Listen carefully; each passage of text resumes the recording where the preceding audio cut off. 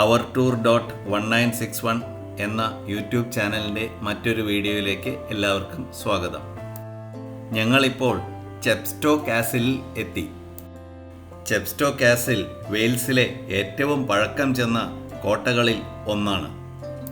മാത്രമല്ല നോർമൻ ശൈലിയിലുള്ള വാസ്തുവിദ്യയ്ക്ക് പേരുകേട്ടതുമാണ് ചെപ്സ്റ്റോ castle. Castle എന്നാൽ കോട്ട എന്നാണ് അർത്ഥം.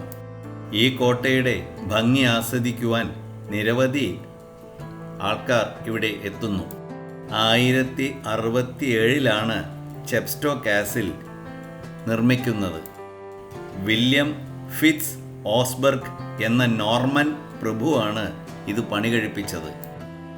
12ാം നൂറ്റാണ്ടിൽ വില്യം മാർഷൽ ഈ കോട്ട വികസിപ്പിച്ചു. പിന്നീട് റോജർ ബിഗോഡ് നാലാമൻ കോട്ടയുടെ ചില ഭാഗങ്ങൾ പുതുക്കി പണിതു.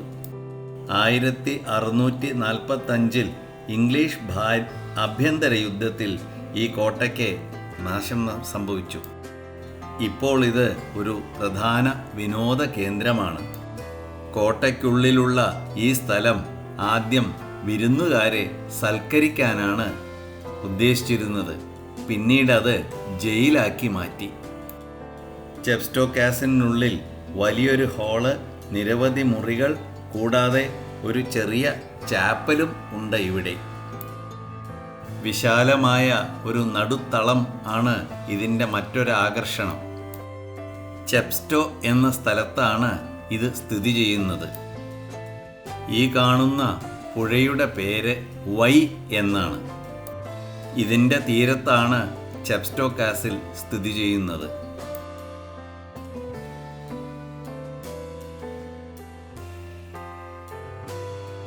കാലപ്പഴക്കം കൊണ്ട് ദ്രവിച്ച വലിയ വലിയ ചുമരുകളും മറ്റും നോക്കുകുത്തികളായി നിലകൊള്ളുന്നു. വൈനദിയുടെ തീരം അതിമനോഹരമായി ഒരുക്കിയിരിക്കുന്നു. സബ്സ്ക്രൈബ് ചെയ്ത് ബെൽ ബട്ടൺ അമർത്തിയാൽ നോട്ടിഫിക്കേഷൻ വരും.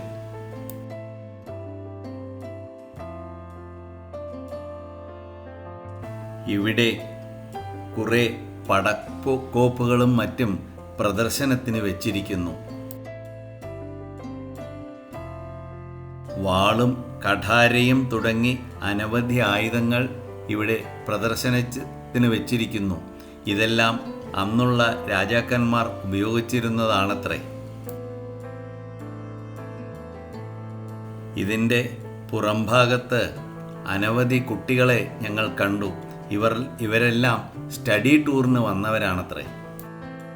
ചിലർ ഇതിൻ്റെ ചരിത്ര പുസ്തകം വായിക്കുന്നു, ചിലർ ഈ കോട്ടയുടെ ചിത്രങ്ങൾ ഇരുന്ന് വരയ്ക്കുന്നു, ചിലർ ഈ കോട്ടയെ പറ്റിയുള്ള പ്രബന്ധം എഴുതുന്നു.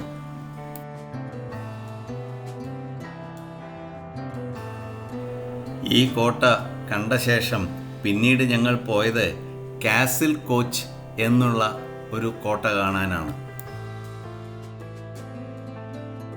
വെൽസ് ഭാഷയിൽ റെഡ് കാസിൽ എന്നർത്ഥം വരുന്ന ഒരു പദമാണ് കാസിൽ കോച്ച്. ബ്രിട്ടനിലെ അതിസമ്പന്നനായ മാർക്ക് സ്ക്വെയിനിയാണ് ഇത് നിർമ്മിച്ചത്. ഗോത്തിക് റിവൈവൽ ശൈലിയിലാണ് ഇത് നിർമ്മിച്ചിരിക്കുന്നത്. കൂർത്ത കമാനങ്ങൾ, കമാനാകൃതിയിലുള്ള മേൽത്തട്ട് എന്നിവയ്ക്ക് പേരുകേട്ടതാണ് ഗോത്തിക് വാസ്തുവിദ്യ. കാസ്റ്റൽ കോച്ച് ഒരിക്കലും ഒരു യഥാർത്ഥ കോട്ടയാവാൻ ഉദ്ദേശിച്ചിരുന്നില്ല. അതിനു പകരം മാർസ്ക്വയിൻ്റെ ഒരു ആഡംബര ഗ്രാമീണ വിശ്രമ കേന്ദ്രമായി ഇത് വിഭാവനം ചെയ്യപ്പെട്ടു. കൊട്ടാരത്തിൻ്റെ ഉൾഭാഗവും അതിൻ്റെ അലങ്കാരപ്പണികളും വളരെ പേരുകേട്ടതാണ്. സബ്സ്ക്രൈബ് ചെയ്യാൻ മറക്കില്ലെന്ന് വിശ്വസിക്കുന്നു. ഇത്രയും നേരം വീഡിയോ കണ്ട എല്ലാവർക്കും നന്ദി, നമസ്കാരം.